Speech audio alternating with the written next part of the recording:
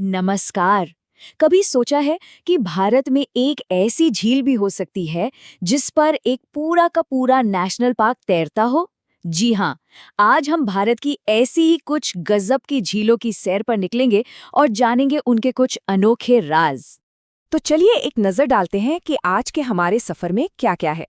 हम शुरुआत करेंगे कुछ बेसिक परिभाषाओं से और फिर लोकटक जैसी तैरती हुई झील से होते हुए कुछ अनोखे तरीके से बनी झीलों तक पहुंचेंगे। चलिए तो सबसे पहले अपनी नींव मजबूत करते हैं और समझते हैं कि आखिर एक झील और एक लैगून में फर्क क्या होता है। तो झील आखिर होती क्या है? देखिए, बहुत आसान है। पानी का एक बड़ा सा हिस्सा जो चारों तरफ से जमीन से घिरा हो, बस वही झील है। अब ये पानी मीठा भी हो सकता है, खारा भी। और हाँ, ये झीलें कुदरती भी हो सकती हैं और इंसानों की बनाई हुई भी। अब आते हैं लेगून पर। इन्हें अनूप झील भी कहा जाता है। ये आपको ज्यादातर समुद्र के किनारों पर मिलेंगी। होता क्या है कि समुद्र का पानी किसी रुकावट जैसे कि रेत या चट्टानों की वजह से एक अलग हिस्से में इकट्ठा हो जाता है, बस वही बन जाता है लगून।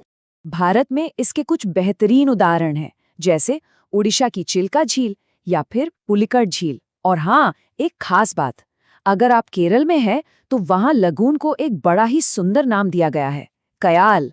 वेम्बनाड और अष्टमुदी वहां की फेमस कयाल हैं। और एक आखिरी परिभाषा है आर्किपेलागो की। इसे ऐसे समझिए जिसे बहुत सारे छोटे छोटे द्वीप यानी आइलैंड्स का एक ग्रुप हो, एक झुंड हो, जो पानी के नीचे आपस में जुड़े हुए हैं। चलिए अब परिभाषाओं से आगे बढ़ते हैं और चलते हैं सीधे नॉर्थ ईस्ट इंडिया, एक ऐसी झील को देखने जो किसी अजूबे से कम नहीं है। और इस अजूबे का नाम है लोकटक झील। लोकटक झील सिर्फ नॉर्थ ईस्ट इंडिया की सबसे बड़ी मीठे पानी की झील ही नहीं है, इसे तो मणिपुर की जीवन रेखा यानी लाइफ लाइन ऑफ मणिपुर भी कहा जाता है। पर इसकी सबसे हैरान करने वाली बात यह है कि दुनिया का इकलौता तैरता हुआ नेशनल पार्क केबुल लामजाओ इसी झील पर है। तो सवाल यही उठता है कि भला एक पूरा का पूरा नेशनल पार्क झील पर कैसे तैर सकता है? आखिर इसमें तैरता क्या है? इसका सारा राज छिपा है फुमडी में। फुमडी क्या है? ये सड़ी गली वनस्पति, मिट्टी और दूसरी जैविक चीजों से बने तैरते हुए द्वीप हैं। और इन्हीं फुमडियों पर ये पूरा नेशनल पार्क टिका हुआ है। सच में कमाल की बात है। चलिए अब नॉर्थ ईस्ट से सीधा चलते हैं साउथ इंडिया की तरफ और वहां की कुछ बहुत ही खास झीलों के बारे में जानते हैं। हमारी लिस्ट में अगली झील है पुलिकट झील। पुलिकट झील की सबसे दिलचस्प बात है इसकी लोकेशन। ये दो राज्यों आंध्र प्रदेश और तमिलनाडु के बॉर्डर पर फैली हुई है। ये एक लेगून झील है और भारत की दूसरी सबसे बड़ी खारे पानी की झील भी। अब रुख करते हैं केरल का और बात करते हैं वेम्बनाड झील की। वेम्बनाड की एक ही पहचान काफी है। ये भारत की सबसे लंबी झील है। केरला में है तो जाहिर है ये भी एक कयाल ही है। केरल में एक और बहुत ही जरूरी झील है जिसके बारे में हमें पता होना चाहिए। इसका नाम है अष्टमुदी झील, जो केरल के कोल्लम जिले में है। अष्ट मतलब 8 और मुदी मतलब शाखाएं, तो इसकी 8 अलग अलग शाखाएं हैं, इसीलिए इसका नाम अष्टमुदी पड़ा। अब हम कुछ ऐसी झीलों की बात करेंगे जो बहुत ही अनोखे तरीके से बनी हैं। किसी को उल्कापिंड ने बनाया तो कोई नदी की वजह से बन गई। चलिए देखते हैं।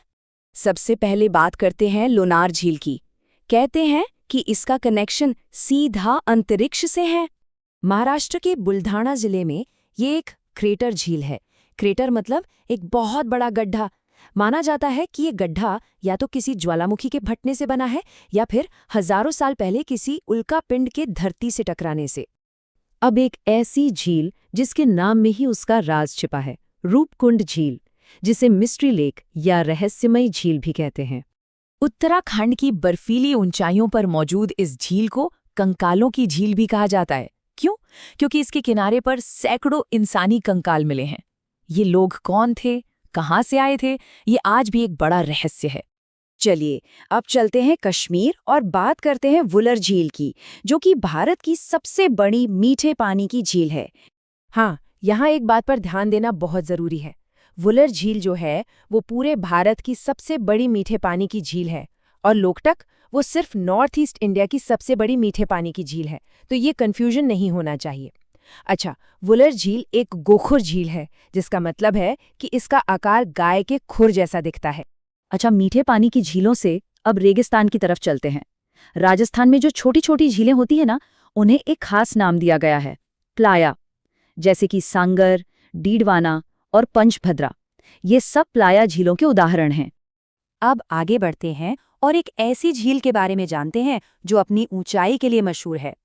और उस झील का नाम है चोलामो झील, जो अपनी ऊंचाई से सबको हैरान कर देती है। इसके बारे में बस 2 बातें याद रखनी है।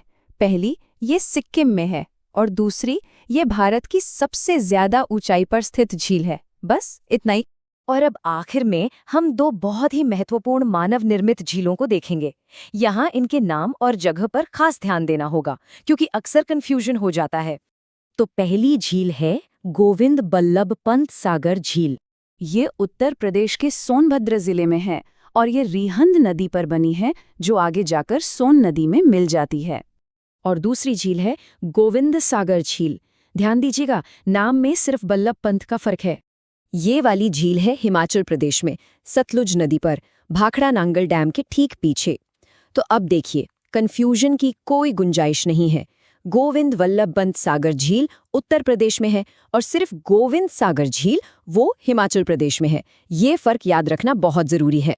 तो तैरते हुए पार्क से लेकर रहस्यमयी कंकालों तक हमने देखा कि भारत की हर झील की अपनी एक अलग कहानी है, अपनी एक अलग पहचान है। ये झीलें सिर्फ पानी का जरिया नहीं, बल्कि हमारे देश के शानदार भूगोल और इतिहास की जीती जागती मिसाल हैं। ये विविधता हमें बताती है कि हमारा देश कितना अद्भुत है।